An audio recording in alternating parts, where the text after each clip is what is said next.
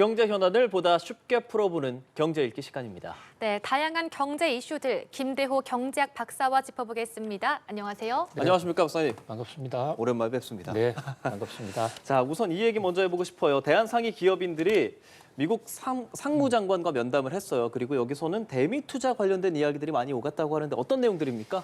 트럼프 대통령이 다시 백악관으로 돌아온 이후에 한국과 미국의 사실상 첫 경제 어떤 관련 대책 회의, 회담이 열렸다 이렇게 볼 수가 있습니다.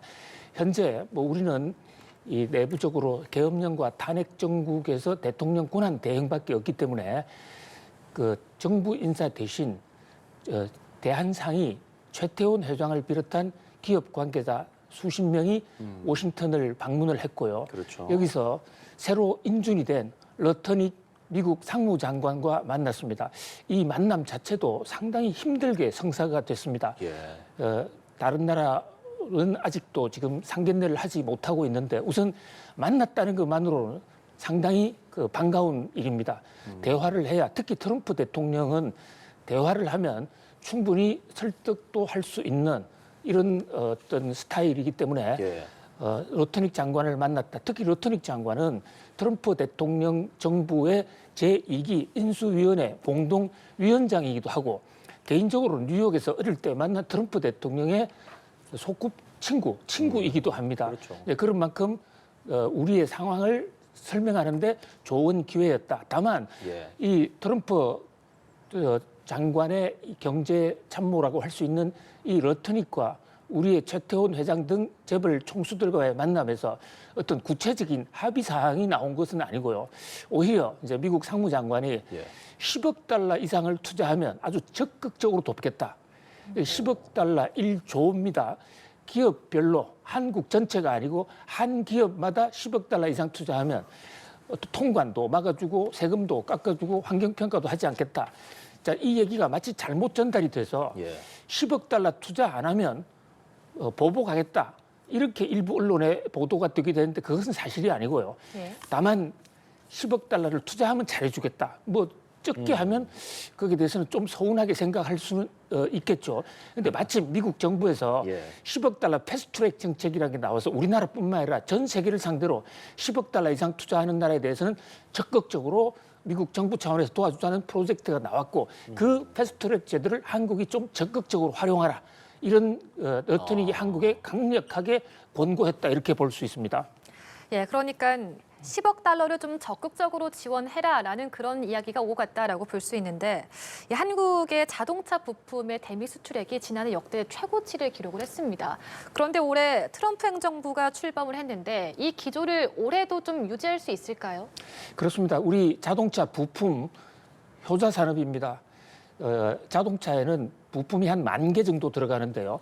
전 세계 자동차 부품의 가장 많은 포션을 한국 자동차 부품이 지금 공급을 하고 있고 특히 미국에 지난해에 82억 2,200만 달러를 수출했는데 전 세계 수출액의 30% 이상을 미국에 수출했습니다. 단연 미국 수출 1위인데요.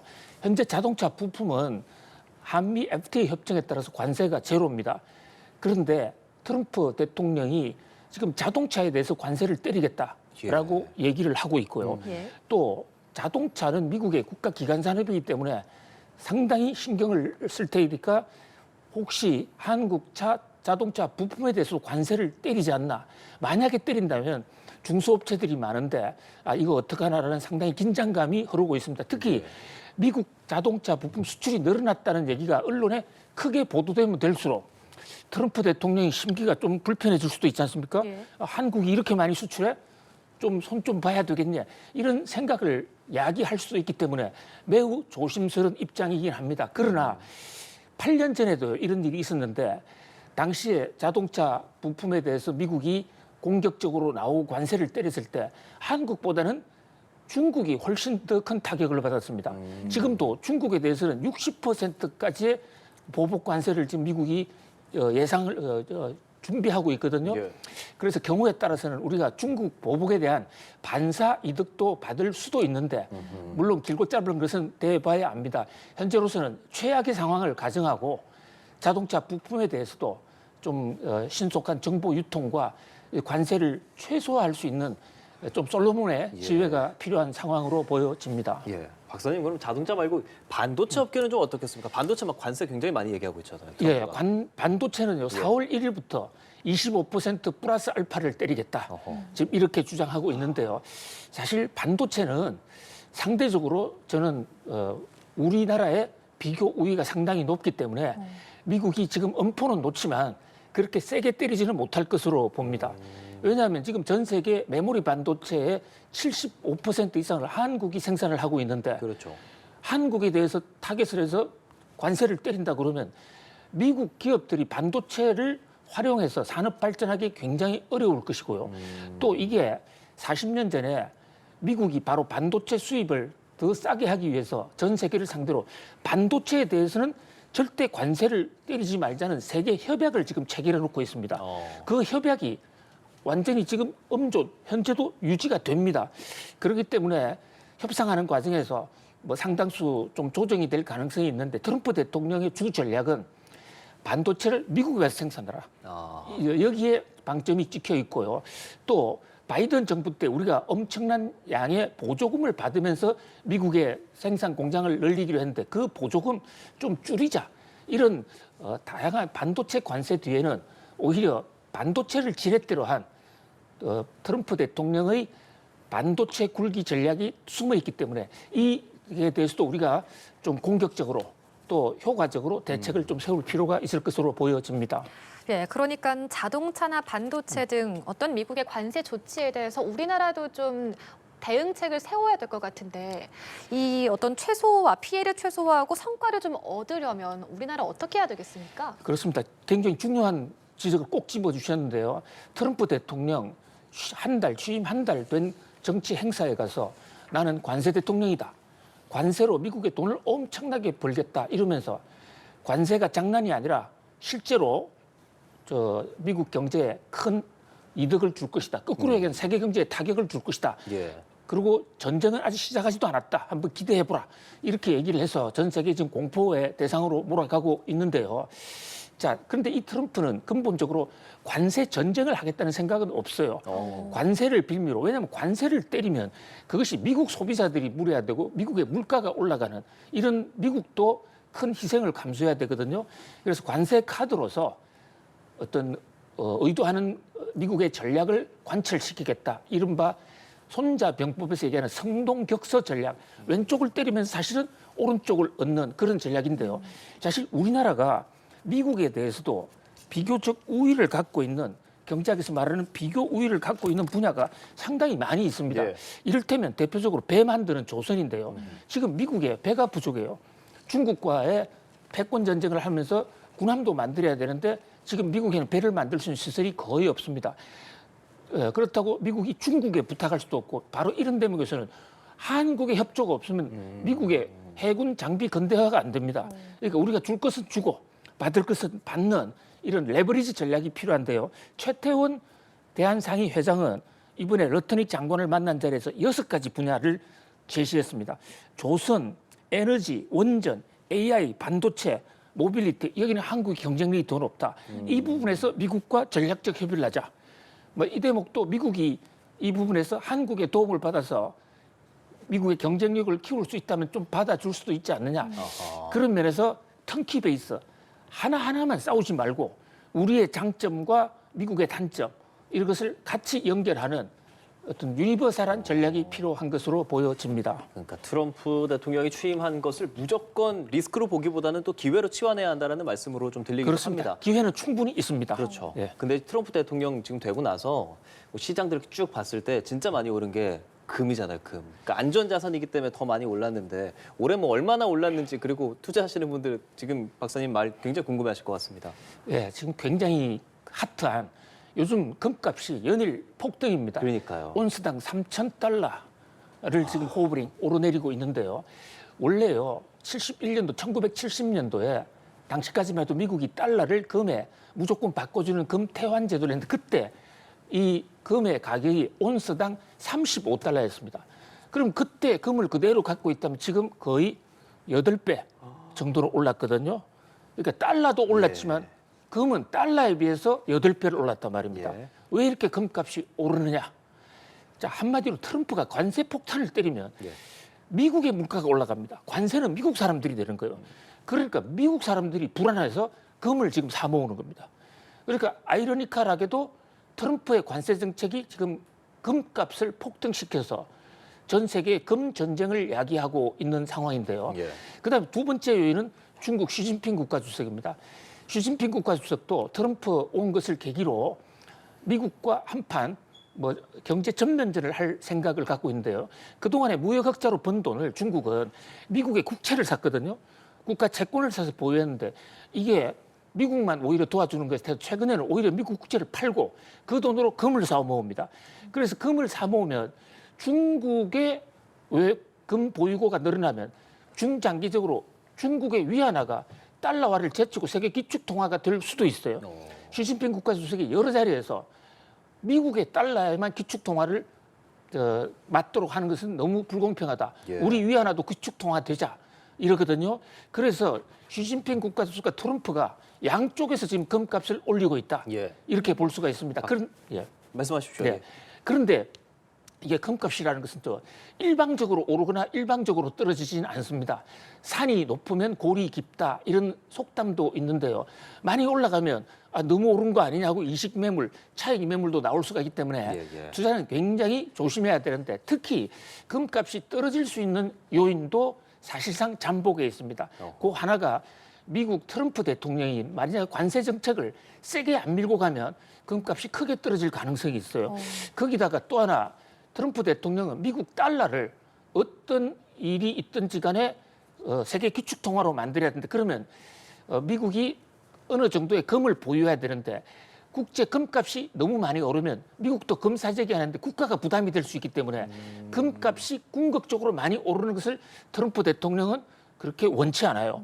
또 하나의 변수는 일란 머스크라는 테슬라 CEO. 예. 이 양반은 금을 국가의 외환 보유고 준비자산으로 할 게 아니라 금을 팔아서 비트코인을 사서 비트코인 가지고 준비자산하자 이런 얘기를 지금 상당히 공격적으로 하고 있고 그 일론 머스크가 지금 트럼프 정부의 정부 효율부 수장을 맡고 있단 말이죠. 그때는 지금 금값 올려놓고 그 금을 팔아서 비트코인을 살 수도 있습니다. 그렇기 때문에 그게 언제냐 또 언제 정말로 금을 팔고 비트코인을 사느냐 확정된 건 하나도 없는데요. 제가 드리는 말씀은 변수가 워낙 많기 때문에 예. 정말 투자는 조심해야 된다. 한때 2010년도 그때도 지금과 비슷한 분위기로 한국은행 총재 김중수 총재가 야 우리 금 사자 해서 한국은행에서 금을 4조 원어치 이상 산 적이 있습니다. 그런데 3년 만에 그중에 30% 날아나서 1조 2천억의 손실을 본 적도 있거든요. 예. 물론 그렇게 된다는 얘기가 아니라 투기는 사실상 여러 가지 변수가 많이 작동하고 있기 때문에 뉴스를 계속 팔로잉할 필요가 있다 이렇게 보여집니다. 짧게 하나만 여쭤보고 예. 싶은 게 금이라는 게 보통 이제 안전자산으로 여겨지잖아요. 예. 근데 또 박사님 말씀 들으면 금도 굉장히 변동성이 많구나 싶은데 그럼에도 안전자산이라고 말하는 이유가 좀 있습니까? 원래 인류가 오랫동안요. 예. 달러나 이런 위안화 같은 거 쓰기 전에는 금을 가장 중심통화로 금이 있으면 화폐도 찍어낼 수 있었습니다. 그리고 미국이 달러가 기축통화를 만들 때도 1944년 브레튼 우즈 회담에서 금 1온스는 달러를 언제 어디서든 35달러를 바꿔준다. 이게 금 태환제도인데요. 언제 어디서든 바꿔주니까 금은 안전자산이었습니다. 그런데 미국의 금 태환제도는 닉슨 대통령이 1971년에 이미 철폐를 했습니다. 그렇기 때문에 금은 과거 40년 전에 완벽한 안전자산은 아니에요. 그러나 상대적으로 달러나 엔화나 중국 위안화 사람이 만든 돈보다는 금이 훨씬 더 안전한데 다만 금이 안전하려면 금이 가격이 올라가려면요 달러나 위안화 같은 이런 돈이 많이 떨어지고 그 돈을 믿을 수가 없다.